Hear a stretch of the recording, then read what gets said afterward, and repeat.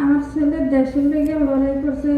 আমার ছেলে লড়াই করে আন্দোলনে গুলি খেয়ে 10 নম্বরে মারা গেছে। আমার ছেলের শরীরের কোনো নিরাপত্তা ছিল না। আমার ছেলে যে 11 মাস মারা গেছে, আমার ছেলে হারারও কোনো নিরাপত্তা নেই। বাংলাদেশের থানা কম, জেলা কম, যত নেতা খেতা আছে, কোর্টের আইন আদালত আছে, সবাই দেখছে বাংলাদেশের মানুষ গুলি খেয়ে, বাংলাদেশের ছেলে করে গুলি দিয়ে মারছে, গুলি খেয়ে মারা গেছে। তবুও তাকেও কোর্টের আইন আদালতে কোনো নিরাপত্তা নাই।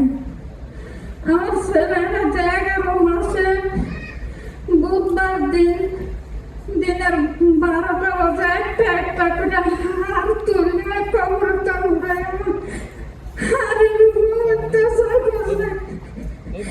আমি যে 11 মাস হয়ে গেছে, কেউ দেখছে একটু বিচার হয়নি, কোর্ট আইন আদালত দেখে নাই যে সন্তানি করে কিভাবে পাখির মতো গুলি করে মারছে। আমার ছেলে হাড়গুলি উঠে না, কি সমস্যা ছিল। আমি যে কোর্টের কাছে কত অনুরোধ করলাম, মাসের কাছে কত অনুরোধ করলাম।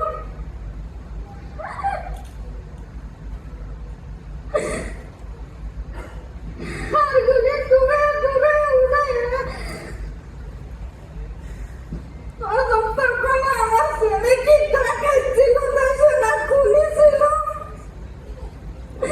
দেশের মানুষের নিরাপত্তা লাগে তো,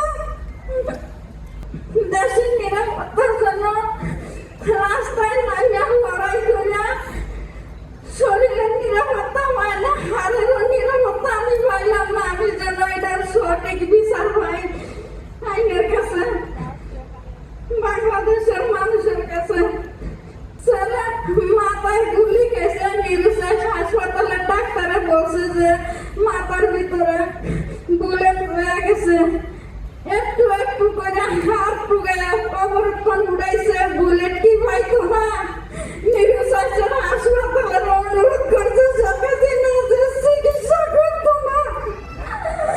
আমার ছেলে চিকিৎসা অভাবে 7 দিন পর্যন্ত লড়াই করে মারা গেছে।